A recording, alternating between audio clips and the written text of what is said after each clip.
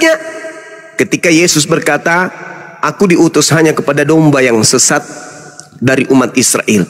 Pasti dibalik. Oh, Yesus diutus untuk seluruh umat manusia. Jadi yang diutus untuk seluruh manusia, mereka imani bukan untuk seluruh manusia. Sedangkan yang diutus untuk sekelompok manusia, mereka akan mutar balik bahwa dia diutus untuk seluruh umat manusia. Begitulah cara iblis bekerja. Ketika Tuhan mengatakan jangan engkau makan, iblis mengatakan makan. Ketika Tuhan mengatakan makan, iblisnya mengatakan oh nggak ada kawin-mawin, nggak ada makan-makan di surga, nggak ada. Diputar balik. Senantiasa kemudian apa yang menjadi torehan Tuhan di atas muka bumi akan menjadi lawan bagi iblis. Nah, inilah yang diterangkan oleh Al-Quran. Qala rabbi bima aqwaitani la uzayyinanna lahum fil ardi wa la ughwiyannahum ajmain. Dan aku akan menyesatkan mereka semuanya. Ini sumpah iblis. Ini sumpah iblis. Yesus pun menasihatkan, waspadalah kepada penyesat. Apa itu maksudnya? Waspadalah kepada iblis. Cara iblisnya, tanda-tanda iblisnya menurut Yesus apa? Memakai namaku dan berkata akulah Kristus. Ini kira-kira siapa ini? Yang dimaksud oleh Yesus. Kita tunggu saudara Kristen untuk membongkar habis siapa penyesat. Kalau di Al-Quran, penyesat adalah iblis. Kalau di Bible, Yesus mengatakan waspadalah kepada penyesat. Siapa penyesat yang dimaksud oleh Yesus? Yang ternyata penyesatnya mengaku Yesus dan ternyata penyesatnya mengaku Kristus. Siapa dia? Sebenarnya kalau bicara tentang ketuhanan itu susah ya. Karena apa susah? Karena tidak bisa dipahami oleh setiap pemikiran kita yang dan otak kita itu tidak nyampe untuk memahami sesuatu yang benar-benar bagian dari kepercayaan orang itu. Tapi kalau kita memaksa orang untuk menyamakan sama seperti kita, itu mustahil ya. Buktinya di dunia ini banyak sekali agama, keyakinan dengan versinya masing-masing. It's okay. Tapi kalau kita membenarkan, jika memang salah satu agama dari sekian agama itu benar, lantas kenapa ada banyak agama? Nah, kalaupun kita bicara tentang kebenaran atau mewartakan tentang kebaikan kebenaran, di mana-mana terjadi kekerasan atau hal-hal yang di luar dari ini, tapi mengatasnamakan agama misalnya. Nah, kita tidak bisa di sini kita melihat bahwa sebenarnya menjelaskan tentang agama dengan kita menyalahkan agama yang lain, bukankah itu bagian dari dosa? Sementara kita tidak meyakini hal itu, tapi kita berbicara tentang itu. Nah, itu satu. Terus yang kedua, jikalau yang kita percaya itu benar adanya, tunjukkan dengan tidak kita menjatuhkan orang lain, dengan tidak kita mengklaim bahwa yang lain itu salah. Karena yang salah menurut kita belum tentu menurut mereka atau orang lain begitu. Karena hal yang pertama, inti dari agama yang sebenarnya itu adalah berbuat baik. Dengan kita tidak berpikiran jahat tentang orang, dengan kita tidak mungkin dengan kita tidak menyesatkan orang lain, itu bagian dari agama yang benar. Karena belum tentu yang kita yakin itu benar juga. Karena saya yakin dari sekian agama yang ada di dunia, kalaupun tidak ada kebenaran di dalam, itu tidak bisa menjamin kita untuk keselamatan. Tapi kalau kita berbuat baik di dalam agama itu, saya yakin kita pasti diselamatkan. Karena kita berbicara yang kita tidak percaya itu sama dengan sia-sia. Itu bulan dengan matahari tidak akan pernah ketemu. Itu mau sampai di mana? Yang ada tuh kita saling benci. Oke, udah Bang Zan. Ini formal diskusi Bang Zan, izin Bang Zan mungkin kalau bisa di mute dulu. Kalau memang belum siap diskusi nanti Oke, Bang San, kalau bisa kalau mau dialog sebentar, Bang, nanti coba cari tempat yang kondusif dulu, yang aman supaya tidak terlalu berisik. Terus kalau mau curhat, ini Komal diskusi lintas agama, Bang, bukan Komal tempat curhat. Kalau curhat itu sama Tuhan, tapi jangan Tuhan yang salah, sama Tuhan yang benar. Ya, yang kedua, izin saya sapa dulu Bang Sinar sama Jangan Usik Agamaku. Selamat malam, Bang. Di sini siang, Bang. Ya, saya di Burundi sekarang jadi malam. Oke, Bang Sinar, siap. ini Kristen atau Muslim, Bang Sinar? Sinar Fakta. Bang Sinar Fakta monitor. Anda Kristen atau Muslim? Baik, di bawah aja kalau gitu. Silakan Bang, jangan usik. Bang San, dengarkan aja kalau ada yang mau didiskusikan, nanti dengarkan aja. Nanti kalau misalkan mau masuk, mau dialog, silakan. Kalau mau curhat, ingat sekali lagi bukan di sini tempatnya. Silakan, Bang. Oh ya, jadi saya tanggapi dulu ya pernyataan Bang yang pinter ini, teman kita Bang Suma. Jadi dia mengatakan bahwa keselamatan itu hanya ada datang dari kaum Yahudi ya. Kalau dalam kami sih bukan seperti itu pemahamannya. Jadi boleh dikata ya itu pemahaman Anda ya, silakan pemahaman Anda. Tetapi kalau dalam kami itu jelas sekali dalam Yohanes 3 ayat 16 berbunyi, karena begitu besar kasih Allah akan dunia ini sehingga ia telah mengaruniakan anaknya yang tunggal supaya setiap orang yang percaya kepadanya tidak binasa melainkan beroleh hidup yang kekal. Jadi setiap orang, maksudnya di sini setiap orang itu ketadasan itu umum. Siapa saja yang percaya kepada dia. Dia tidak menekankan di sini bahwa supaya orang Yahudi yang percaya kepada dia. Tidak, di sini dia menyatakan bahwa supaya setiap orang yang percaya. Jadi kita semua termasuk manusia ciptaannya. Itu yang dimaksudkan. Jadi bukan keselamatan hanya datang kepada orang Yahudi. Karena dia juga sudah memberikan juga pernyataan bagi umat manusia. Saya tekankan di sini bagi umat manusia ya, bukan kepada Kristen, bukan kepada Islam, tapi kepada manusia. Yaitu dalam Yohanes 10 ayat 28, dan aku memberikan hidup yang kekal kepada mereka. Nah, mereka bukan lagi kepada orang Yahudi atau bukan kepada Islam, bukan kepada orang Kristen. Mereka, siapa mereka ini? Karena dalam pemahaman Anda, silakan Anda pikirkan kalau siapa mereka itu. Dan mereka pasti tidak akan binasa sampai selama-lamanya, dan seorang pun tidak akan merebut mereka dari tanganku. Siapa mereka ini yang dimaksud? Yang dimaksud dengan mereka ini adalah semua orang atau semua ciptaan Tuhan, terlebih khusus kepada semua manusia. Jadi ya kalau Bang Suma berpikiran bahwa hanya kepada orang Yahudi, ya kalau begitu kita semua baik Islam maupun Kristen nggak bisa dong keselamatan itu ada bagi kita. Kalau Bang Suma memikirkan hanya kepada orang Yahudi, tetapi sudah jelas dua ayat ini menyatakan bahwa mereka dan siapa yang pertama tadi? Setiap orang. Jadi itu siapa itu mereka itu? Yaitu ciptaan Tuhan. Kalau Anda merasa Anda ciptaan Tuhan, berarti Anda juga berhak untuk menerima keselamatan. Asalkan percaya kepada Dia. Begitupun kami Kristen. Kalau kami percaya kepada Dia, jelas sudah dinyatakan. Dia menjaminkan, bukan lagi hanya menekankan atau memberikan pernyataan, tetapi ini sudah menjaminkan. Begitu.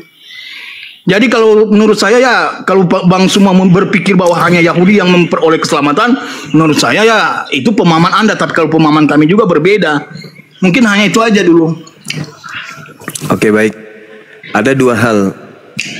Yang pertama, Anda membawa Yohanes 10. Anda tidak memahami Bible secara keseluruhan. Kalau Anda berbicara mengenai ucapan di dalam Yohanes 10 nomor 28, aku memberikan hidup yang kekal kepada mereka dan mereka pasti tidak akan binasa. Di situ Yesus sedang berada di Serambi Salomo. Orang-orang Yahudi mengelilingi Yesus di sana, bukan orang Indonesia, bukan orang Kristen, bukan orang Roma.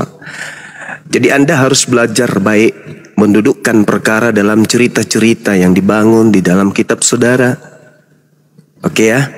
Nah kemudian Yesus memberikan hidup yang kekal kepada siapa? Kepada yang percaya kepada dirinya. Yang percaya kepada dirinya sebagai apa? Sebagai utusan Tuhan. Jangan Anda percaya kepada Paulus, kepada Yesus harus Anda percaya. Apa kata Yesus? Aku diutus hanya kepada domba yang hilang dari umat Israel. Percaya enggak? Kalau mau selamat ya percaya.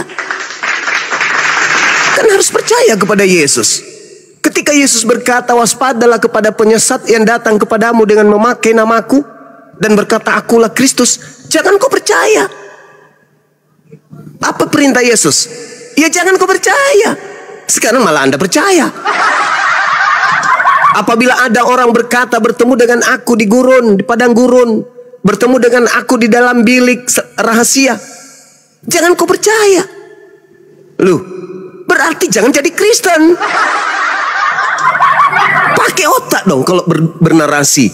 Kan Yesus mengatakan jangan kau percaya ketika ada orang mengaku bertemu dengan Yesus di padang gurun. Artinya jangan kau percaya Paulus.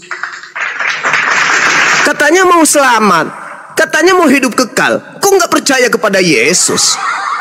Ketika Anda membawa Yohanes 3, Bung, Anda harus paham.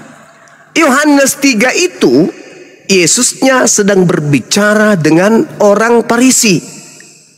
Yesusnya sedang menjelaskan dan Yohanes sedang menguraikan bagaimana Yesus kemudian bagaimana Yohanes menceritakan tentang seorang Farisi yang bernama Nikodemus, pemimpin agama Yahudi, lalu kemudian berkata kepada Yesus, Rabi, kami tahu. Ini cerita yang cakupannya membahas tentang seorang rabi yang bernama Nikodemus. Maka Yesus menerangkan kepada mereka bahwa dengan kasihnya Tuhan, kalau percaya kepada yang diutus Tuhan kepada mereka, maka semua orang yang percaya itu akan mendapatkan hidup yang kekal.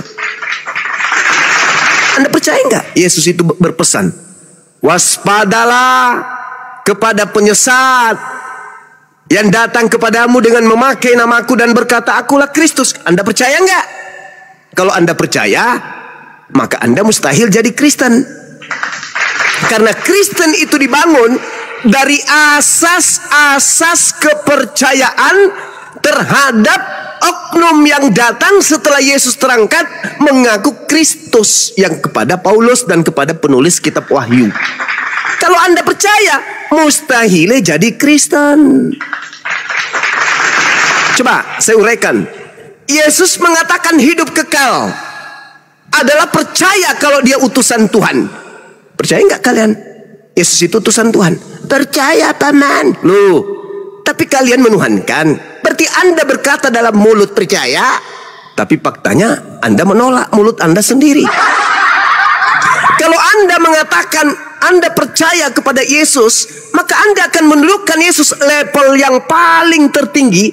Kedudukannya hanya utusan Tuhan. Bukan anak zina, bukan setan, bukan kambing, tetapi utusan Tuhan. Kalau Anda percaya, maka Anda akan mendapatkan hidup yang kekal. Sayangnya Anda tidak percaya. Apa buktinya Anda tidak percaya? Anda menjadi Kristen, Anda menuhankannya, padahal Yesus tidak mengajarkan itu. Mulut Anda terpoles. Oh, kami percaya Yesus. Nenek lu kiper, buktinya Anda jadi Kristen. Jadi Kristen ini bukan pengikut Nabi Yesus yang datang di tengah Bani Israel. Kristen itu adalah pengikut Kristus yang penyesat, yang harus diwaspadai. Coba saya tanya nih, percaya ndak Anda ketika Paulus mengaku bertemu dengan Yesus? Percaya. Apa nasihat Yesus?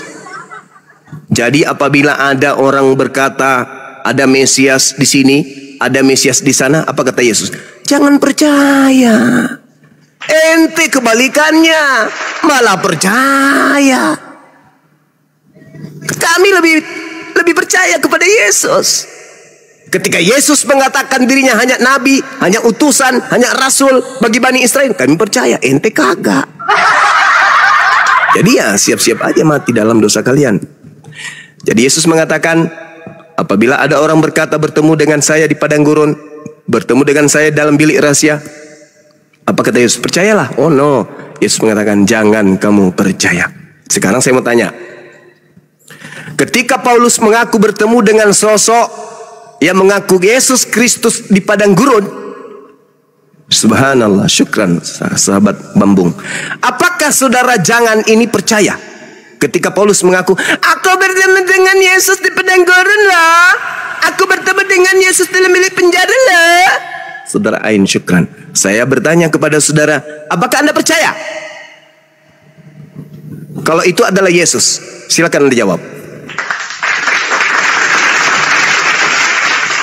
Ya, terima kasih Bang Suma. Dan aduh, Bang Suma terlalu bagaimana ya?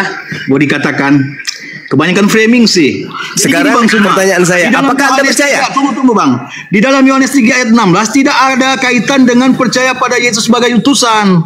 Jauh sekali pemahaman Anda dengan Alkitab ternyata. Yang dimaksud dengan keselamatan di sini adalah juru selamat lewat kematian di kayu salib. Mana? Untuk Coba tunjukkan. menyelamatkan manusia. Coba Anda tunjukkan di Yohanes 3. Maksudnya, Coba. Coba Anda tunjukkan di mana kematian. Pembicaraan Anda tadi. Jadi mohon Anda Ya, sebagai karena orang Anda yang mencoba pintar, untuk memframing kebohongan. Iya, Nggak boleh karena gitu, nggak Anda boleh. juga memframing bahwa keselamatan itu datang percaya bahwa dia sebagai utusan. Percaya. Jauh Terus sekali, apa Bang. hubungannya percaya mati di Jauh salib? sekali, Bang. Jauh. Ya, apa jauh hubungannya dengan percaya pemahaman mati di salib? Mana Yohanes dalilnya? 3 ayat 16. Dengar Mana dulu, Bang. dalilnya? Kan saya membiarkan Anda bernarasi dan berbicara tentang apa yang kau Iya, kan pikirkan Anda sudah tentang masuk Alkitab. ke dalam Nah, penipuan. sekarang saya mau meluruskan pemahaman Anda yang salah dalam Yohanes 3 ayat 16. Jadi di sini keselamatan bukan bertuju pada percaya Yesus sebagai utusan, tetapi percaya Yesus lewat kematiannya di kayu salib untuk menyelamatkan manusia. Makanya dimaksudkan keselamatan kita semua itu karena dia menyatakan bahwa keselamatan yang dia akan berikan itu kepada semua orang umat manusia. Bukan bahwa kita harus percaya dia sebagai utusan. Salah ya Bang Suma ya. Pelajari lagi Alkitab supaya biar lebih pakar dan lebih memahami betul. Tolong Lalu yang tunjukkan. kedua, Anda juga mengatakan sabar dulu, saudara. Allah kami tidak pernah menyatakan bahwa dia adalah penyesat. Sabar. Sip, Bapak Mi. Tolong kamu tunjukkan ke saya di Yohanes 3, percaya yang dimaksud adalah percaya dia mati terkutuk di salib. Cuma saya Silakan. ngomong ternyata di mute. Sekarang tunjukkan ke saya. Sebelum Anda terlalu jauh menyesatkan manusia. Jadi gini ya Bang. Tolong tunjukkan. Sabar dulu, dengar. Tolong tunjukkan di Yohanes 3, percaya yang dimaksud adalah percaya Yesus anak suci ini mati secara kutuk di atas salib. Silakan. Iya, jadi gini ya Bang. Jadi dalam Yohanes 3 ayat 16 ini bukan menekankan bahwa kita keselamatan itu datang daripada kita harus percaya bahwa Tuhan itu sebagai utusan. Salah. Framing Anda terlalu jauh, salah. Jadi yang dimaksudkan di sini bahwa keselamatan itu datang karena apa? Kita mempercayai Tuhan Yesus yang telah mati di kayu salib untuk menyebut umat manusia. Tolong dalil. Umat manusia. Tolong dalil. Iya, dengan demikian bahwa kita percaya. Sudah, jangan Anda membawa dalil karena Anda juga tidak membawa dalil tentang Yohanes 3 ayat 16 ini tentang kepercayaan atau keselamatan itu datang karena kita harus percaya dia sebagai utusan. Salah. Anak Tuhan ini Itu juga utusan atau bukan? Dan baru Bang, baru yang kau nyatakan tadi penyesat. Maaf kalau Tradisi Yahudi, anak Tuhan itu utusan Tuhan atau Tuhan itu sendiri? Utusan Tuhan, utusan pemenang. Baca di Kies Ibrahim ayat 4. Siapa Allah yang menyesatkan itu? Anda pasti tahu. Masih Yohanes 3 nomor 16, saya mengatakan anak Tuhan itu percaya sebagai utusan Tuhan. Anda mengatakan Yohanes 3 nomor 16 percaya Yesus mati di atas salib. Tolong bagaimana Anda bisa menipu seperti itu? Di mana dalam Yohanes 3 ini percaya Yesus mati di atas salib itu di mana dalilnya, Bang? Nah, terus dalilnya juga dari mana Anda mengatakan bahwa dia percaya Yesus sebagai Saya baca ya. Dengar. Karena begitu besar kasih Allah akan dunia ini sehingga Allah memberikan anaknya yang tunggal. Anak di sini utusan. Yang Kalau saya bilang disebut itu sebagai firman gimana? Yang disebut anak Tuhan itu utusan Tuhan. Jangan Itu keraskan pemahaman hati Anda, tapi pemahaman kami adalah firman Allah sendiri. Coba Anda tunjukkan kepada saya di mana anak Tuhan, anak Allah itu adalah firman. Coba tunjukkan ke saya. Coba misalnya Israel adalah anak sulung. Di mana dikatakan Israel itu adalah firman? Silakan.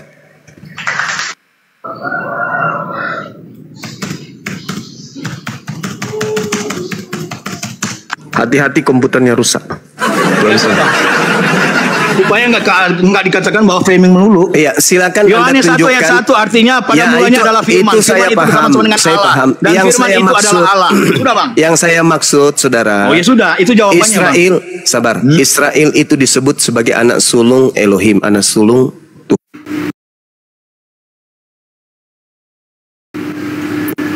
Tolong Yang tunjuk. dimaksudkan tadi tentang Yohanes kan, Yohanes 3 ayat 16. Saya kan berkatakan, saya berkata.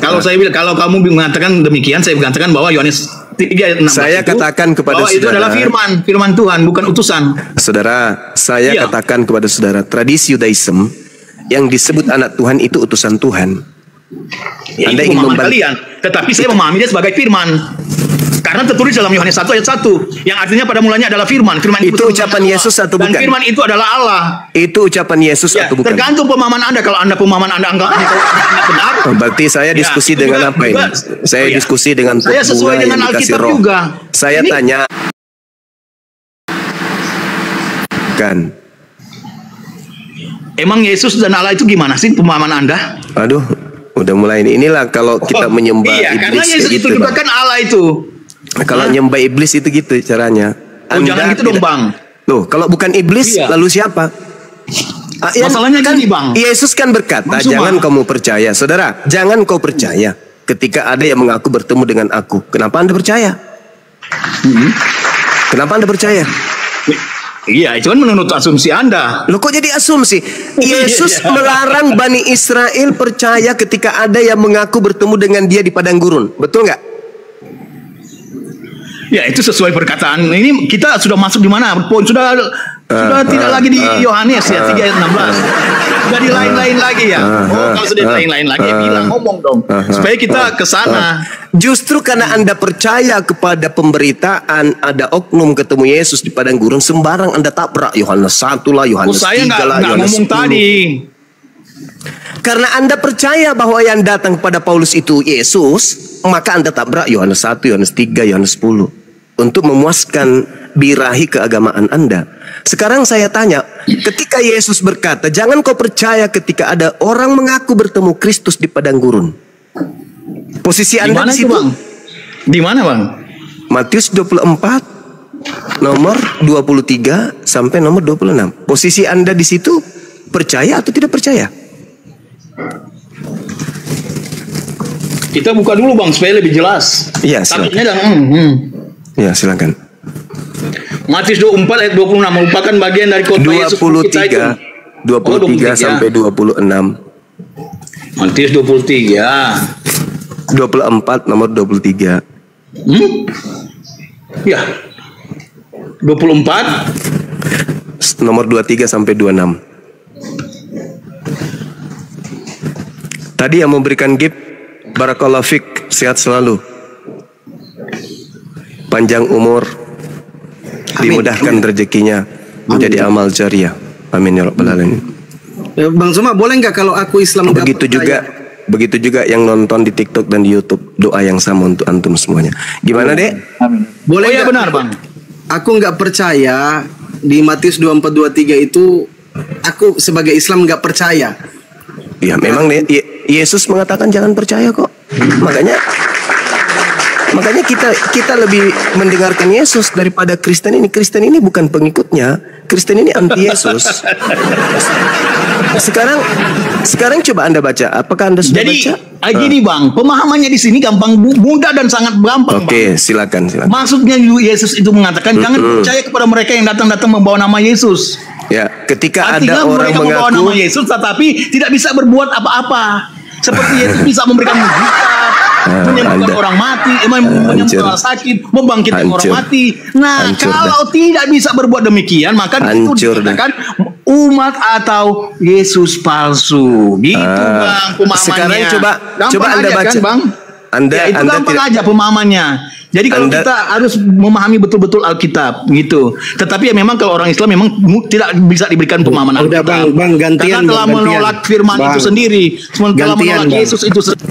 Bang, gantian. Gini, Bang. saudara, kelihatannya otak Anda lukanya parah kali. Jadi gini, Matius 24 nomor 23. Jadi apabila ada orang berkata bertemu dengan Kristus, ada Mesias, ada Kristus di sini, ada Kristus di sana, jangan pergi ke sana, jangan kau percaya. Itu kata Yesus. Sebab Kristus palsu akan muncul dan melakukan banyak mujizat. Jadi jangan Anda jadikan mujizat itu sebagai simbol bahwa itu Yesus asli. Justru si palsu, si penyesat ini, si iblis ini, kata Yesus melakukan banyak mujizat. Makanya Yesus mengatakan jangan kamu percaya. Pertanyaan saya kepada saudara, ketika kondisi ini diperhadapkan dengan saudara, apakah Anda percaya atau tidak percaya? Ya jelas dong tidak percaya. Nah, kalau Anda tidak percaya, perbuatan-perbuatan Yesus menyelamatkan orang sakit, membangkitkan orang mati. Kalau Anda tidak percaya, kenapa Anda percaya kepada Paulus yang mengaku bertemu dengan Yesus di padang gurun? Oh, itu teks yang berbeda juga, Bang. Hanya. Dan kita saja bisa melihat itu kan sudah mujizat. Saya ulang lagi. Saya ulang lagi. Ketika Yesus mengatakan, jangan kamu percaya apabila ada orang berkata ada Mesias di sini, ada Mesias di padang gurun, ada Mesias dalam bilik rahasia. Kata Yesus, jangan kau percaya. Pertanyaan saya, ketika Paulus mengaku bertemu Yesus di padang gurun, apakah Anda percaya atau tidak percaya? Percaya dong, dia yang menyaksikan sendiri. Nah, kan? nasihat Yesusnya percaya atau jangan percaya? Percaya juga dong. Tergantung di mana kita melihat. Nah, tengoklah. Kalau Yesus mengatakan jangan melihat Yesus. Tengoklah saudara-saudara. Ini Mesias palsu berbeda dengan Yesus. Inilah kenapa ya, inilah Islam kesalahan itu datang. kalian tidak memahami Alkitab. Inilah harus Islam datang untuk menyelamatkan saudara-saudara kita yang otaknya sudah rusak. Jangan di-mute dong. Di dalam Al-Quran dikatakan, hal unabbiukum ala man tanazzalus syayatin. Maukah aku beritakan kepadamu kepada siapa iblis itu turun? Iblis itu turun tanazzalu ala kulli afakin adim, kepada pembohong. Yesus mengatakan jangan percaya, tapi Anda berbohong di sini. Anda mengatakan Mesias Yesus palsu yang dimaksud bukan jangan percaya kepada Paulus. Kamu saudara, baik dong Alkitabnya. Bedakan pemahaman Mesias jadi palsu. apabila ada orang berkata, jadi apabila ada orang berkata ada Mesias di sana, ada Mesias di sini, kata Yesus apa? Percaya atau jangan percaya? Iya, yang Mesias palsu yang tidak boleh dipercaya. Kalau Yesus kenapa kita tidak boleh percaya? Saya ulang lagi. Terlalu rendah. Saya ulang lagi. Kata Yesus kepada muridnya yang asli, apabila ada orang mengaku bertemu.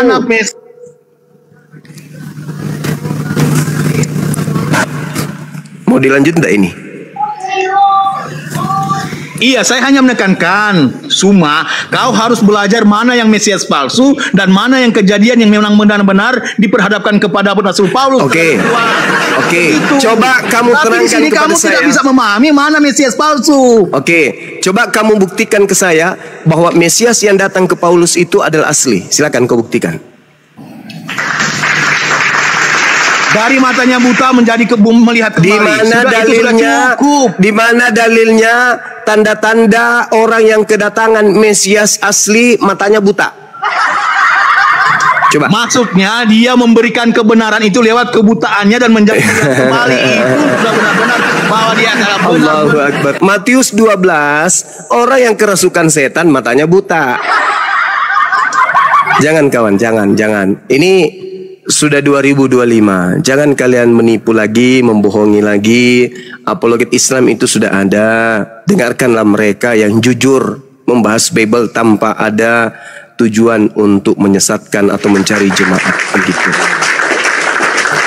Al-Quran saya mengatakan wa ikhwankum wa iyad'una illa syaitanan marida.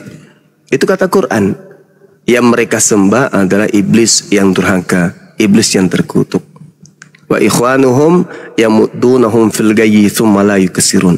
Saudara-saudara iblis, syukran sahabat Bambung, namanya keren.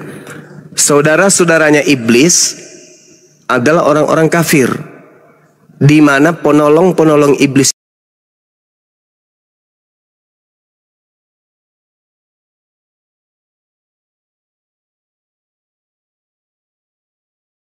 Anda sedang berhasil membantu iblis di dalam menyesatkan manusia. Iblisnya mau supaya manusia menyembah dirinya. Yesusnya mau agar jangan percaya kepada orang yang mengaku bertemu dengan Mesias di padang gurun. Paulus mengaku bertemu Mesias di padang gurun. Apa kata Yesus? Jangan kau percaya. Sederhana kan? Tadi Anda mengambil Yohanes 3:16, siapa yang percaya kepada Yesus hidup kekal. Nah, Yesus mengatakan jangan kau percaya ketika ada orang yang mengaku bertemu dengan Kristus. Kenapa Anda tidak percaya kepada Yesus agar Anda tidak percayai kepada Kristus yang palsu itu? Anda ingin mengatakan itu asli. Apa bukti kalau itu asli? Bukankah Yesus mengatakan Kristus yang asli ketika datang itu matahari menjadi gelap, bintang berjatuhan dari langit. Itu kalau yang datang Kristus asli. Tapi kalau itu tidak terjadi, maka itu palsu. Kata Yesus, jangan kamu percaya. Sesederhana itu loh, teman-teman. Tapi karena kalian ini adalah pahlawan-pahlawan iblis, ya kalian harus memperjuangkan misi iblis menyesatkan. Kalian harus mutar-mutar, harus berjuang sampai mati. Bagaimana supaya iblis ini tidak kehilangan pengikut? Padahal jelas loh gitu. Iblisnya mengatakan kemudian menyesatkan manusia. Aku akan sesatkan manusia. Kecuali mereka yang menggunakan akal sehat. Makanya Yesus mengatakan waspadalah kepada penyesat. Penyesat itu tanda-tandanya apa? Mengaku Yesus, mengaku Kristus. Yang datang kepada Paulus, mengaku Yesus gak? Mengaku. Apa kata Yesus? Jangan kau percaya. Silakan. Kalau masih ada yang Bang Suma. Iya, siang silakan. Iya, lumayan ramai tadi. Iya. Tapi gini Bang Suma, ya sebagai Kristen memang ya kita nggak berpandangan seperti itu ya. Dan izinkan saya ngomong sedikit. Memang betul di Matius 24 ayat 26 itu, jika orang berkata kepada kamu, lihat Mesias ada di padang gurun, Mesias ada di sini, Mesias ada di sana, jangan kamu percaya. Betul sekali. Dan ini sedang berbicara tentang penampakan fisik dalam wujud manusia yang mengaku sebagai Mesias. Jadi apa yang dimaksud Yesus itu adalah kenampakan secara utuh. Ada seseorang mengaku sebagai Mesias atau bahkan mengaku sebagai Yesus juga sama. Ada orang yang ngaku-ngaku melihat Yesus misalnya atau melihat Mesias, jangan kamu percaya. Itu pesan Yesus. Siapapun itu. Nah, sedangkan di Kisah Para Rasul yang Paulus lihat adalah cahaya, tapi tiba-tiba cahaya dari langit memancar mengelilingi dia dan dia mendengar suara. Ngaku? Jadi ya mengaku sebagai Yesus. Nah, jadi di sini ada dua konteks yang berbeda. Yang pertama, wujud secara utuh, yang dilihat Paulus adalah cahaya. Nah, yang lebih penting adalah setelah itu bukan justru Paulus menjadi penyesat, tapi justru jadi apa? Kembali bertobat. Wow. Oke. Ya, jadi gini, Bang. Yang saya mau katakan begini, mohon maaf ya. Misalnya nih, karena jenengan kan kebetulan Muslim juga, saya nyinggung sedikit ya. Misalnya Nabi Muhammad pernah mengatakan ketemu di langit kedua. Nah, yang seperti itu yang kita tidak boleh percaya sebagai orang Kristen. Begitu Bang maksudnya. Oke. Ada nggak nasihat Yesus? Jangan percaya kepada orang yang mengaku bertemu dengan Mesias di langit. Bukannya di padang. Padang gurun. Yang nggak ada sih. Ya. Cuman yang harus diwaspadai yang mengaku bertemu di langit atau yang mengaku bertemu di padang gurun? Yang di sini atau di sana begitu. Lihat ya. Padang gurun kan? Iya. Nah, siapa yang bertemu dengan Yesus di padang gurun? Nabi Muhammad atau Paulus? Bukan. Maksudnya dimanapun. Entah di padang gurun, entah di dalam rumah. Begitu. Iya. Nah, Paulus mengaku bertemu dengan Yesus di padang gurun kan? Iya, yang ditemui Paulus adalah cahaya. Enggak, tunggu dulu. Jangan situ dulu. Yesus dia mengatakan waspadalah kepada orang yang mengaku bertemu dengan Mesias di padang gurun atau di langit. Kalau itu di padang gurun, atau siapa di yang bertemu rumah, di padang gurun di dengan sosok Mesias? Nabi Muhammad atau Paulus? Kalau Paulus cahaya yang ditemuin cahaya. Iya, saya tahu cahaya ini ngaku siapa?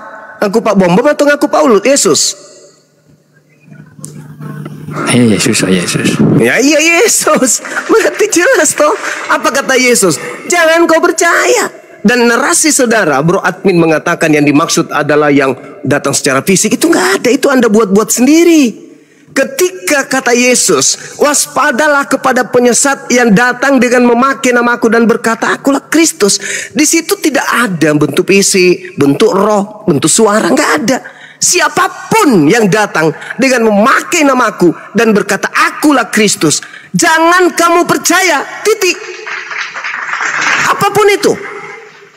Jadi apabila ada orang berkata Mesias ada di sini, jangan kau pergi ke sana, atau Mesias ada di sana, di sini, jangan kamu percaya. Sebab Mesias palsu akan datang dan melakukan banyak mukjizat. Mukjizat kejadian luar biasa. Misalnya ada suara, ada cahaya. Itu yang dimaksud itu mukjizat-mukjizat seperti itu. Sedangkan kalau Yesus yang asli yang datang, ia bentuk manusia asli.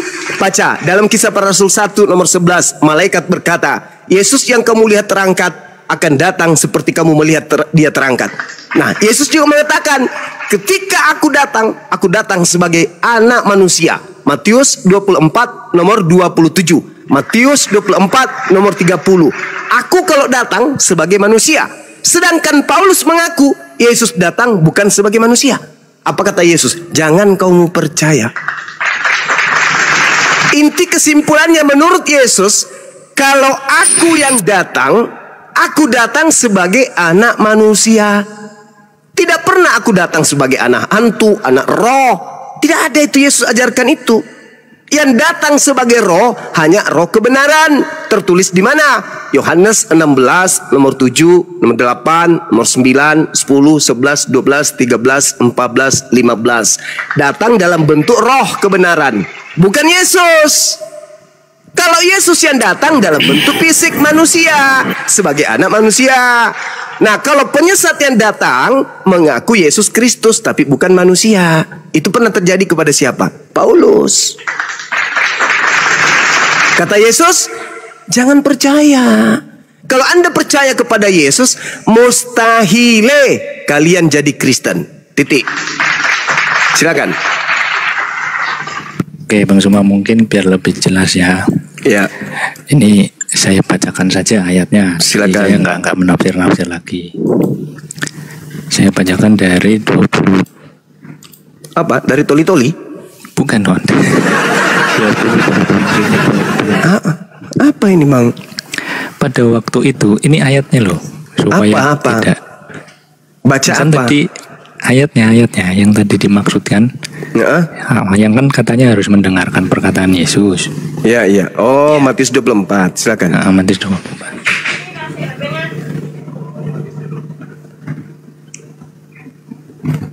Oh gitu bacanya. Nah, terus? Sorry kepencet. Oh. Aku siap. Syukran. Pada waktu itu, jika orang berkata kepada kamu, lihat Mesias ada di sini atau Mesias ada di sana, jangan kamu percaya. Sebab Mesias palsu dan nabi-nabi palsu akan muncul dan mereka akan mengadakan tanda-tanda yang dahsyat dan mujizat-mujizat. Sehingga sekiranya mungkin mereka menyesatkan orang-orang pilihan juga. Camkanlah, aku sudah mengatakan terlebih dahulu kepada kamu. Jadi apabila orang berkata kepadamu, lihat ia ada di padang gurun, jangan kamu pergi ke situ. Atau lihat ia ada di dalam bilik, janganlah kamu percaya.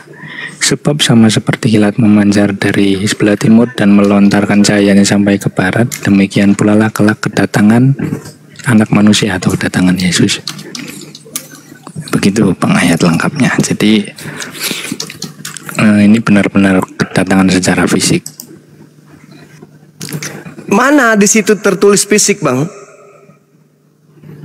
Gak ada. Itu cuman tafsiran saudara. Berkata loh di situ. Jadi apabila ada yang berkata loh, bukan menampakkan fisik.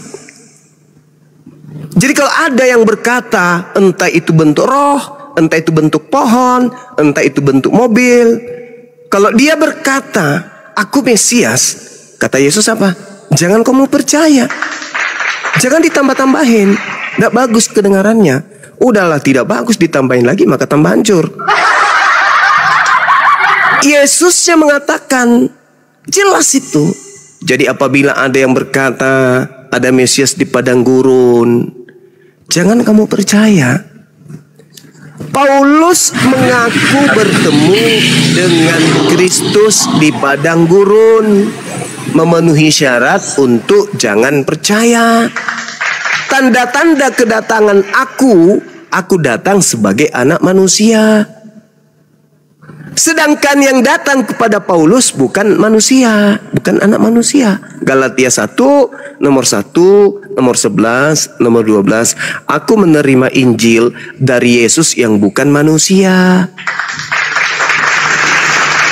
Kalau bukan manusia lalu apa? Ya iblis. Waspadalah kepada penyesat yang datang kepadamu dengan memakai namaku dan berkata, akulah Kristus. 2 Yohanes 1 nomor 7. Siapakah penyesat itu? Bukankah dia yang tidak mengaku Yesus datang sebagai manusia? Paulus mengaku Yesus datang kepadaku bukan manusia. Berarti penyesatnya siapa? Ya Paulus. Kata Yesus apa? Jangan kamu percaya. Terus kenapa Anda percaya? Kalau itu adalah Yesus. Ayo. Sebenarnya gini, Bang. Sorry saya masuk ya. Ya.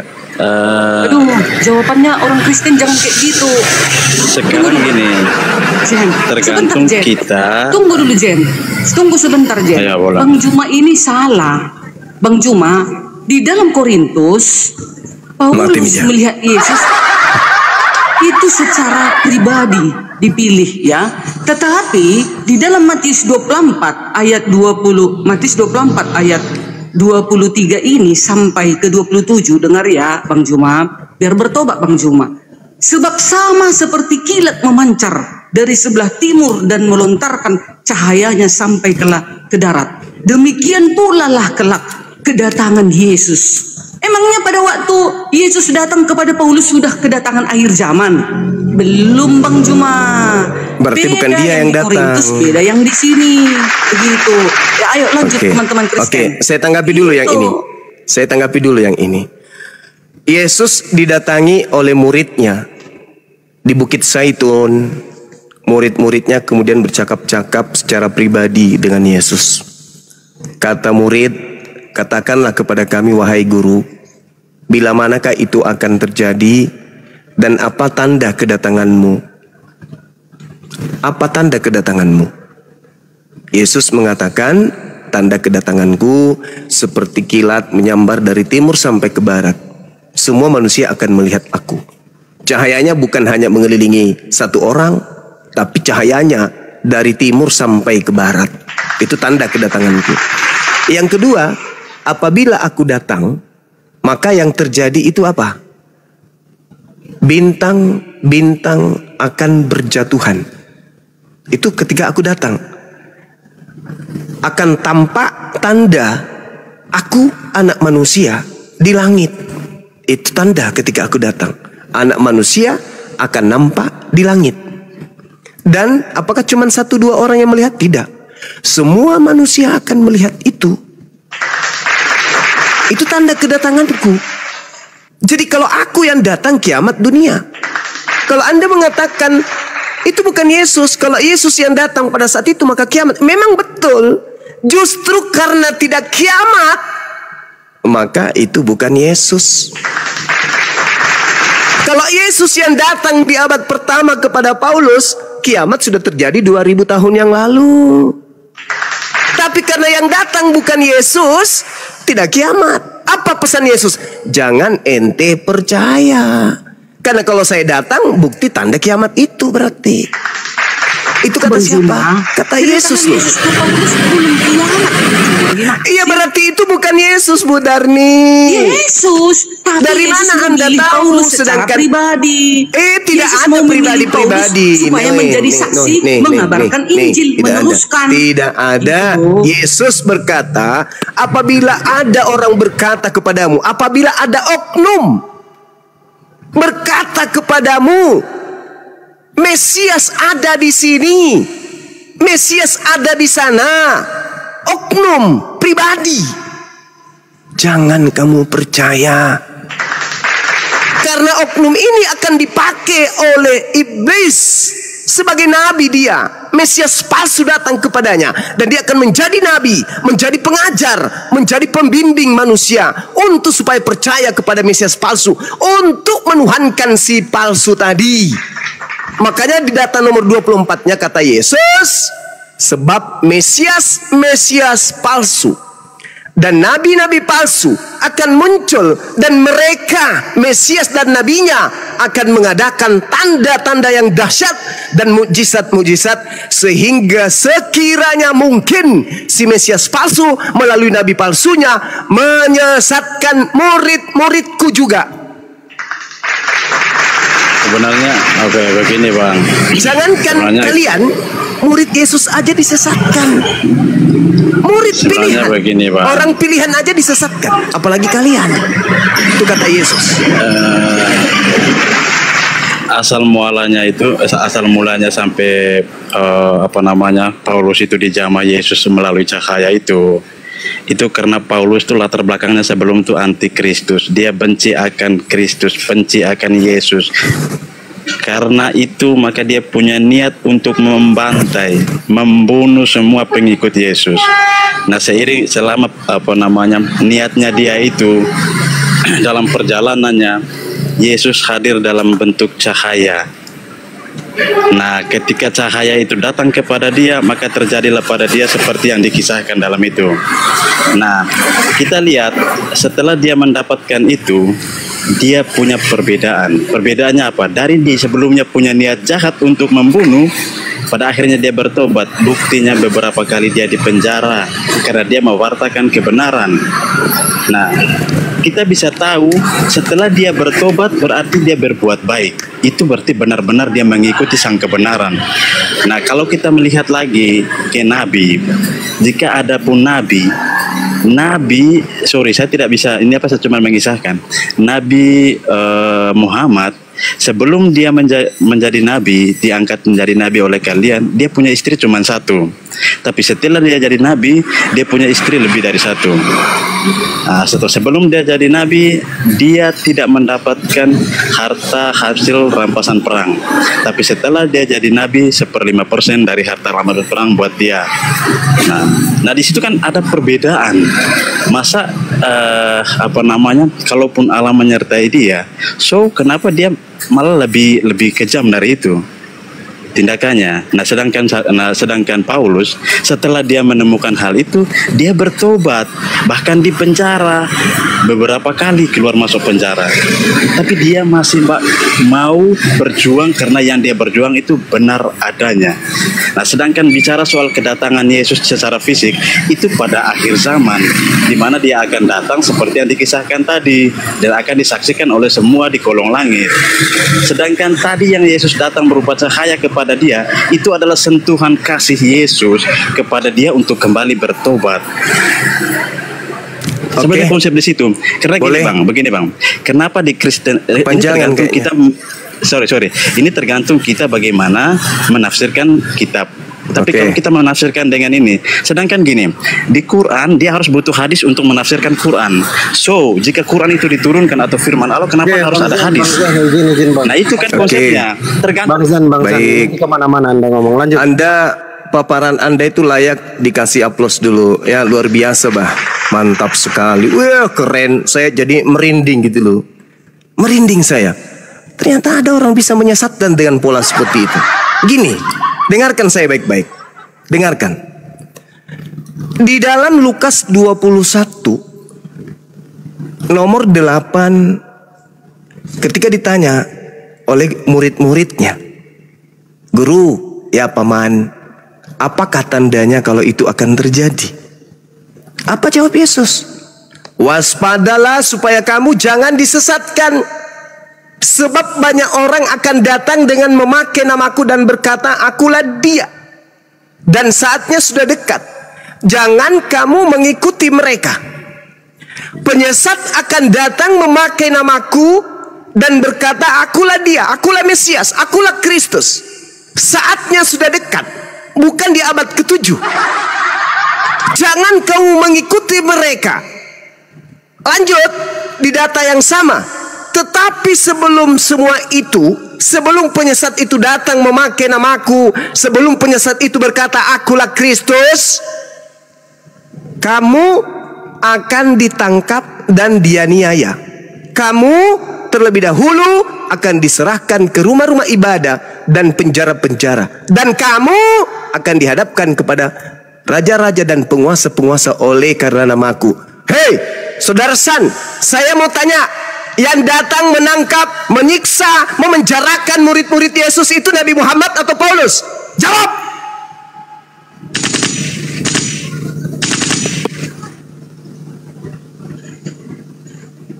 Yang menangkap apa? Ini bicara soal begini, Pak. Jangan dulu kerasukan. Saya ulang. Yang menangkap, yang memenjarakan, yang menganiaya, yang menyerahkan murid-murid Yesus ke rumah ibadatnya orang Yahudi, Nabi Muhammad atau Paulus? Jawab. Apakah mereka sudah hadir setelah ada Yesus?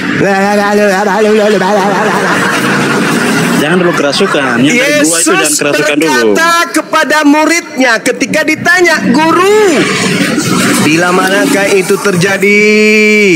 Dan apakah tandanya kalau itu terjadi? Ditanya oleh si murid yang ada di depannya. Angkatan pertama, abad pertama, antara tahun 30 sampai tahun 33, Cak Ayu. Ditanya, apa tandanya? Kata Yesus, waspadalah supaya kamu angkatan pertama yang hidup di abad pertama, yang ada di depanku yang lagi bertanya ini, supaya kamu jangan disesatkan. Sebab banyak orang akan datang dengan memakai namaku dan berkata akulah Kristus, dan saatnya sudah dekat. Jangan kamu mengikuti mereka. Tetapi sebelum itu terjadi, sebelum penyesat itu datang memakai namaku dan berkata akulah Kristus, kamu semuanya akan ditangkap dan dianiaya. Kamu akan diserahkan ke rumah-rumah ibadat dan penjara-penjara, dan kamu akan dihadapkan kepada raja-raja dan penguasa-penguasa karena namaku. Pertanyaan saya, yang datang menganiaya, menangkap, memenjarakan murid-murid Yesus, yang menghadapkan murid Yesus kepada raja-raja dan penguasa-penguasa kala itu, Paulus atau nabiku Nabi Muhammad sallallahu alaihi wasallam? Jawab. Yang menangkap, oke. Yang menangkap dan menganiaya Yesus itu adalah kaum yang punya nabi palsu. Nah, kamu turun. Cari pendeta, turunkan celananya, celop, jilat tanganmu. Pendeta sudah berhasil menipu kamu. Iblis sudah berhasil menyesatkan kamu. Ini jelas. Yesus ditanya, tandanya apa, guru? Waspadalah supaya kamu jangan disesatkan. Sebab banyak orang akan datang memakai namaku, akulah dia, dan berkata akulah dia. Saatnya sudah dekat, bukan ratusan tahun. Saatnya sudah dekat. Dan tandanya, kalian ditangkap, kalian dianiaya, kalian disesah, kalian dipenjarakan, kalian dihadapkan kepada raja-raja, penguasa-penguasa karena namaku. Itu dilakukan oleh siapa, Cak Ayu? Nabiku, Nabi Muhammad gitu, hidup di abad pertama. Nabi Muhammad pergi ke sana ngaku-ngaku aku bertemu dengan Yesus di padang Gerena. Nabiku yang lakukan itu. Lalu nabiku mengaku-ngaku bertemu dengan Yesus di dalam bilik penjara. Hah? Aku jawab, Bang Juma. Ya, silakan. Siapa yang menganiaya murid Yesus, Nabi Muhammad atau Paulus? Silakan. Ya. Kalau di dalam Lukas 21 ayat 8 itu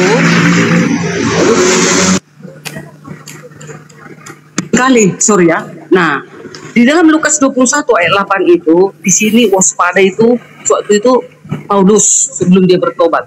Nanti ini juga nubuatan. Nanti juga kelak di akhir zaman dia menuhankan Yesus. Dicangkel matanya. Nah itu sama kan, Bang Juma. Nubuatan juga ini. Kelak juga seperti itu. Yang akan menyembah dia, mengatasnamakan dia ada Tuhan dan Juru Selamat. Yesus adalah Tuhan dan Juru Selamat, akan diseket kelak.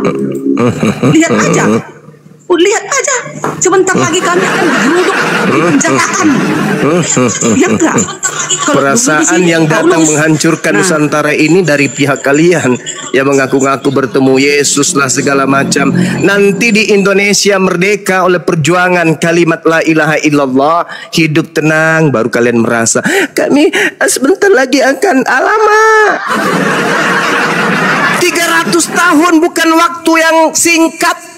350 tahun orang-orang yang mengaku pengikut Kristus melakukan pembunuhan, penjarahan dan seterusnya. Semua kemaksiatan dilakukan di Nusantara ini oleh mereka yang mengaku pengikut Kristus. Jangan Anda mutar balikkan fakta. Sebentar lagi apa? Sebentar lagi kalau kalian mayoritas, kalian lumat kami. Itu faktanya. Untung kalian minoritas, janganlah terlalu pongan dengan itu. Sejarah menuliskan orang-orang yang mengaku ajaran kasih, ya, mengaku anak-anak Tuhan datang ke Nusantara ini merampok, merampas, menjajah, menganiaya, memperbudak, memperkaos dan seterusnya. Itu kerjaan kalian. Kalian tenang-tenang ini karena kami mayoritas. Coba kalian ini yang mayoritas, hancurlah kami ini. Hancur sehancur-hancurnya. Jadi Lukas 21 nomor 8 itu cerita yang Yesus ditanyai. Jangan tafsir bebas. Dan murid-murid bertanya kepada Yesus. Apakah yang bertanya kepada Yesus ini orang yang hidup di zaman sekarang? Bukan. Lalu kenapa ditafsir seenak perut? Akhir zaman. Ini bukan berbicara mengenai akhir zaman. Yesus berkata, saatnya sudah dekat. Alamak. Yesusnya berkata saatnya sudah dekat, bukan berbicara akhir zaman. Bukan. Iya Bang Juma, di Lukas 21 ayat 8 ini pada saat itu memang Paulus sebelum dia bertobat, dia yang menganiaya, ya, menganiaya murid-murid itu. Tapi setelah dia bertobat, dia menjadi saksi, menjadi penginjil bagi Yesus, jadi rasul. Nanti juga kelak di akhir zaman, seperti sekarang ini, yang siapa yang menuhankan Yesus akan Baik. Anda mengatakan bertobat. Baik, saya kasih data Matius 12 nomor 38 sampai nomor 45. Pada waktu itu berkatalah ahli Taurat dan orang Farisi kepada Yesus, "Guru, kami ingin melihat satu tanda daripadamu." Yesus mengatakan, "Angkatan jahat ini minta satu tanda." Angkatan jahat loh kata Yesus. Angkatan jahat kata Yesus bertaubat, lalu kemudian iblis yang ada di dalam dirinya keluar. Iblisnya setelah keluar, dia mengajak 7 iblis lain masuk ke dalam orang Farisi yang bertobat tadi. Apa yang terjadi? Orang yang tadinya bertobat, keadaannya jauh lebih buruk dari keadaannya semula. Demikian juga akan berlaku atas angkatan jahat ini. Itu kata Yesus. Maka muncul pertanyaan, orang Farisi yang pernah bertobat, lalu kejahatannya menjadi-jadi, itu siapa? Siapa seangkatan Yesus? Yang orang Farisi yang ngaku bertobat, setelah bertobat ternyata dia jauh lebih jahat daripada semula. Kalau tadi dia hanya membunuh fisik, setelah dia mulai kerasukan 8 iblis dalam tubuhnya, dia bukan hanya membunuh fisik, dia juga membunuh roh dan akal manusia. Siapa dia? Kalau cuma membunuh fisik, itu kejahatannya belum maksimal. Tapi kalau sudah akal yang dia bunuh, sudah rohaninya manusia dibunuh, maka dia sama halnya mengajak manusia untuk mati kekal di dalam api neraka. Siapa pelakunya? Siapa pelaku yang mengutuk hukum Tuhan? Siapa pelaku yang mengajarkan menyembah kepada Kristus? Siapa pelaku yang menganggap bahwa Tuhan datang inkarnasi menjadi daging? Siapa pelaku yang mengatakan bahwa dosa-dosa manusia itu akibat daripada dosa Adam di Ganbi Eden? Siapa manusia satu ini? Kata Yesus, orang Farisi seangkatan dengan dia angkatan jahat, dan dia adalah oknum yang kerasukan 8 iblis di dalam dirinya. Ada enggak orang yang mengaku ada iblis di dalam tubuhku untuk menggocok aku? Ada enggak? Ada enggak oknum pendiri agama yang mengatakan aku diutus iblis ke dalam diriku supaya iblis itu menggocok aku? Ada enggak? Ada dong. Jadi kalau Anda mengatakan Paulus bertobat, apanya yang bertaubat. Kalau Paulus itu bertaubat, maka Paulus akan mendengarkan Matius 19, jangan kau membunuh. Tapi ternyata Paulus, hasil pembunuhan inilah yang dijual kepada orang Roma dan Yunani sampai ke Indonesia. Cuma setelah Paulus bertobat, adakah ayat yang mengatakan Paulus pernah membunuh, mencuri, berzina, bercabul? Oke, Tidak ada. Oke, baik. Ketika Yesus berbicara mengenai penyesat, apakah Yesus membicarakan tentang hal yang Anda sebutkan? Melakukan pencabulan, bla bla bla bla dan seterusnya. Adakah iblis melakukan pencabulan? Tidak ada iblis melakukan pencabulan. Apakah berarti iblis itu baik? Tidak. Sekarang yang dikatakan penyesat itu adalah mengaku Kristus. Berarti apapun yang dilakukan setelah itu, si Kristus akan menutupi kejahatannya dengan melakukan sesuatu yang baik menurut pandangan manusia. Sekarang permasalahannya adalah, kalau itu bukan Paulus, lalu siapa yang dinubuatkan Yesus akan menyesatkan banyak orang? Mana orang banyak yang disesatkan oleh Kristus ini? Ada enggak? Di dalam Matius 23 nomor 15, celakalah engkau wahai orang Farisi, celakalah engkau wahai ahli kitab, celakalah engkau wahai orang munafik. Engkau menjelajahi daratan, menyeberangi lautan, mentobatkan orang menjadi pengikutmu, dan setelah dia menjadi pengikutmu, kau jadikan dia menjadi orang neraka dan 2 kali lebih jahat daripada engkau sendiri. Pertanyaannya, siapa orang Farisi yang meninggalkan Yerusalem, menyeberangi lautan, menjelajahi daratan, mentobatkan orang menjadi pengikutnya? Dan ternyata pengikutnya menjadi orang neraka, dan pengikutnya menjadi 2 kali lebih jahat daripada dia sendiri. Itu siapa? Ku jawab. Silakan. Bang Juma kan mengatakan, selalu teman-teman apologet Islam mengatakan bahwasanya itu adalah Paulus menyesatkan. Lalu Sementara siapa? di dalam Alkitab itu, dari buahnya lah engkau mengetahui bahwa Bagus. Nabi itu adalah penyesat. Lihat, di dalam, dengar ya, di dalam 1 Korintus 13 ayat 13, demikianlah tinggal ketika hal itu, yaitu iman, pengharapan, dan kasih, tetapi yang paling besar di antaranya ialah kasih. 1 Korintus 9 ayat 7, namun aku melatih tubuhku dan menguasainya supaya sesudah memberitakan Injil kepada orang lain, jangan aku sendiri ditolak. Kami umat Kristen, kami tidak ada satupun melihat kejahatan Paulus setelah dia bertobat. Dari buahnya, kelakuannya selalu dia melakukan, menguduskan dirinya. Dia tidak pernah berzina, dia tidak pernah bercabul, dia tidak pernah membunuh selama dia penginjilan. Dia menjauhkan semua kekotoran-kekotoran itu supaya penginjilannya tidak dicakapkan orang. Ada ayatnya. Ini 1 Korintus 9 ayat 27. Namun aku melatih tubuhku dan menguasainya supaya sesudah memberitakan Injil kepada orang lain, jangan aku sendiri ditolak.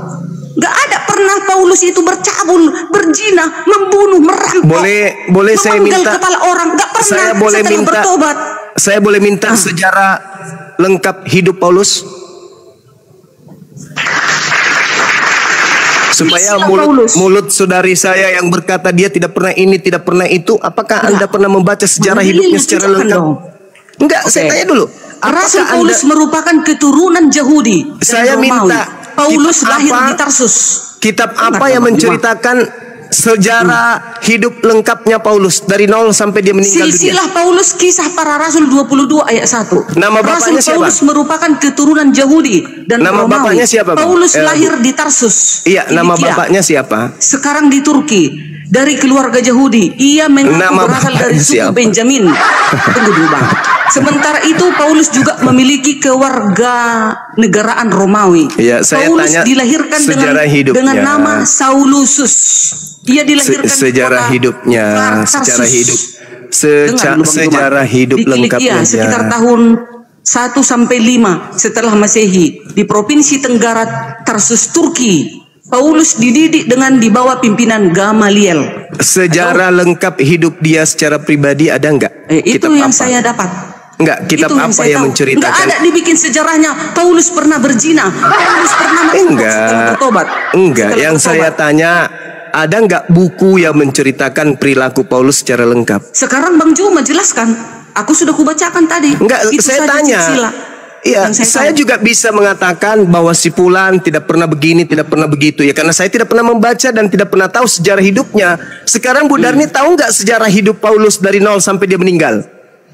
Nah, dia setelah bertobat, kita kan Enggak, yang saya kembali tanya, kepada yang saya kejahatannya tanya, dong. apakah saudara tahu sejarah hidup Paulus ngapain aja sejak dia lahir sampai dia meninggal? Iya, sejarahnya dia dulunya menganiaya Itu yang umat-umat muncul Yesus. di Bible. Yang saya tanya, ada Ya, nggak kitab ya sudah. yang Setelah bertobat sama. Kalaulah eceknya orang Kristen menjadi mualaf, dia kejahatannya di dahulu banyak, tapi setelah menjadi mualaf, apa kalian hitungkan kejahatan yang lalu? Kan enggak, lahir kembali kan? Yang saya Suci. tanya, Anda kan Nah, dengan Paulus juga mengatakan dengan begitu, Bang sombongnya, dia tidak mencabul, dia tidak membunuh, dia tidak Mana merampok. dalilnya dia Nah, bercabul? sekarang tunjukkan dulu sejarah hidupnya lengkap, baru Anda mengatakan tidak ada.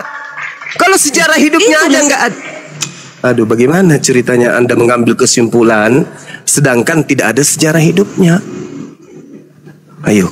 Kan sejarah hidupnya dulunya dia menganiaya umat Ya, Yesus. mana Jahat. kitab apa? Kitab Kejahatannya apa? ada. Kitab Kan apa gitu. yang bisa saya baca pada saat dia usia 1 tahun, Silsilah 2 Kisah tahun, Para Rasul 22 3 ayat tahun, 4 tahun, 5 tahun, 10 tahun, 12 tahun, 15 tahun, ngapain aja dia? Ada Kalau yang nggak? seperti itu ya enggak ada. Nggak ada. Tidak ada. 1 tahun sampai wafatnya gitu. Tidak detail ada. gitu enggak ada. Nggak ada.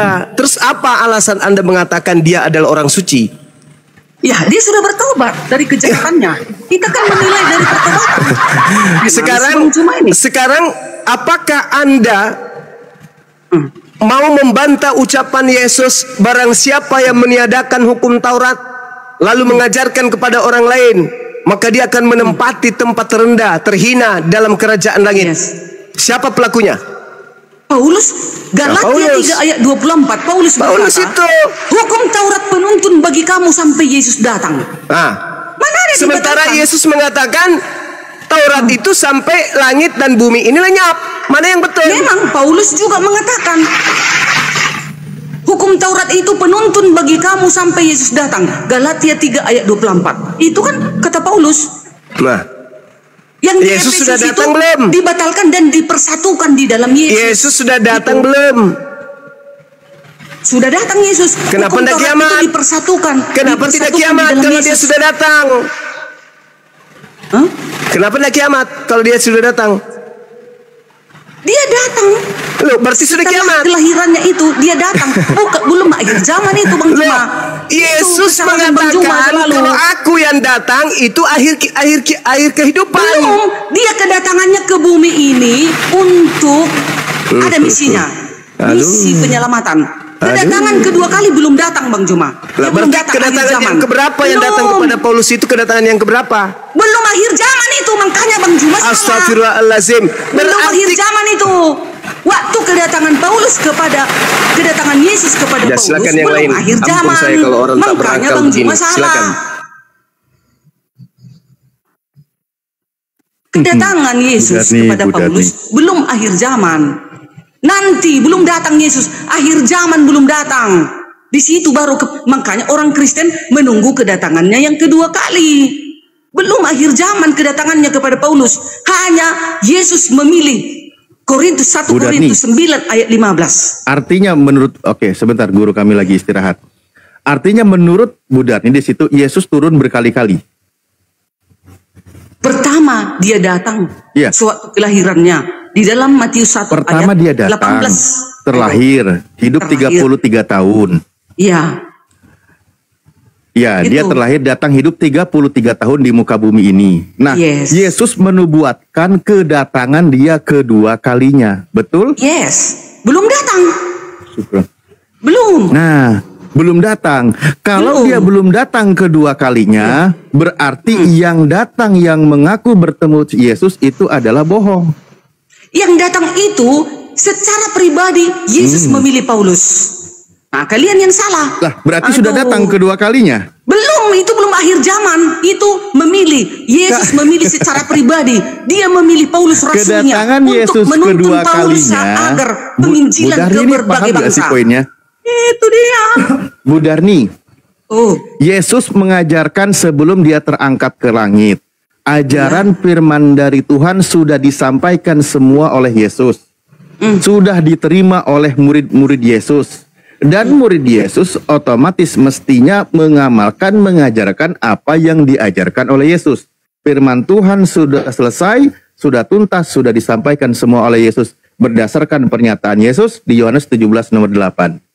Setelah itu, Yesus mewanti-wanti tentang Mesias palsu. Mewanti-wanti. Karena apa? Karena nanti akan datang Mesias palsu memakai nama Yesus. Yesus nanti datang kedua kalinya disertai dengan tanda kilat memancar dari timur ke barat dan seterusnya. Itu kedatangan Yesus kedua kali. Kalau ada yang mengaku bertemu Yesus selain tanda itu, pesan Yesus jangan percaya. Maka pertanyaannya, di sela-sela di momen sebelum datangnya Yesus sesuai dengan tanda yang dia jelaskan di Matius 24 tadi, ada nggak yang mengaku bertemu dengan Yesus? Mengaku sebagai Yesus? ya. Iya, sewaktu Yesus mendatangi Paulus belum akhir zaman, Bang Alif. Nah, Itu artinya secara di situ, pribadi Yesus memilih. Sama seperti Bu Yuni. Bu Yuni pernah didatangi Yesus. Bu Yuni. Iya, itu belum akhir zaman. Kenapa Bu Yuni dijadikan dalil? Bu Darni, Bu Yuni pernah bersaksi didatangi Yesus. Alamak. Bu Yuni pernah bersaksi didatangi beres Yesus. ini. Bahunya dipegang Yesus. Aduh. Bisa, Yesus kapan saja bisa datang. Tapi Bu akhir Darni, zaman Bu belum. Darni. Kedatangan kedua kali Yesus oke. belum terjadi. Ketika Bu Darni, ketika kedatangan definisinya beda, Bang. ketika Bu Yuni mengaku Bang, bertemu diam dengan dulu, Yesus. gantian dulu sebentar Bang, pencari ilmu, diam dulu Bang. Ketika siapa tadi? Bu Yuni mengaku bertemu dengan Yesus. Berdasarkan pesan Yesus, itu suruh percaya atau jangan percaya? Percaya dong, itu kan secara pribadi. Malahan saya rindu datangi Yesus. Pesan Yesus jangan percaya. Ini kalau akhir zaman, Bang Alif, akhir zaman. Ini belum akhir zaman. Astagfirullahaladzim. Gimana Lukas sih kalian 21 ini? nomor 8. Lukas 21 nomor 8 itu sangat jelas pernyataan Yesus. Baca coba Bu Darni. Lukas 21 nomor 8. Waspadalah. Ya ini sama paralel betul. Sama itu. Di sama. sini ini sama poinnya, kalimatnya sama. Waspadalah supaya kamu jangan disesatkan, sebab banyak orang akan datang dengan memakai namaku dan berkata akulah dia, dan saatnya sudah dekat, janganlah kamu mengikuti mereka. Pesan Yesus, akan ada banyak orang mengaku bertemu dengan Yesus. Pesan Yesus, jangan kau ikuti. Pernyataannya jangan diikuti. Itu pesan Yesus, benar gak? Ya, tapi ada pesan yang lain, Bang. Iya, itu pesan untuk akhir zaman. Kalau ada mengaku aku ada di padang gurun, jangan kau waktunya percaya. sudah dekat dan saatnya sudah dekat. Ini kata Yesus. Iya, Coba ada yang baca itu deh. nubuatan, Biar itu saya nubuatan, tidak dibilang nubuat. orang. Itu Nah, iya, nubuatan ke depan, nubuatan. itu ke depan. Ini belum terjadi. Oke. Akhir zaman Nah, belum terjadi loh, Bang Alif. Bu Darni, nubuatan Yesus ini ketika Yesus terangkat ke langit atau bukan? Peristiwanya. Itu peristiwa pada saat itu. Peristiwa Yesus sebelum terangkat ke langit, dia berpesan ketika nanti dia pergi terangkat ke langit, maka dia berpesan nanti akan ada orang yang mengaku sebagai Yesus dan mengaku bertemu Yesus. Benar nggak kayak gitu poinnya? Ya, dia mengatakan itu nanti kelak di akhir zaman.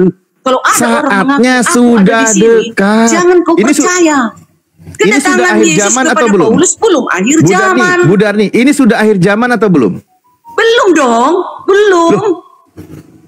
Ini sudah masuk zaman akhir, Bu Darni. Masuk zaman, masuknya iya. Tapi kedatangan yang kedua kali belum terjadi. Kita belum tahu. Lah, itu Kita dia, nggak tahu kapan Yesus kedatangan datang. Bisa dia datang jam 3 malam. bener-bener. Bisa dia datang seperti pencuri.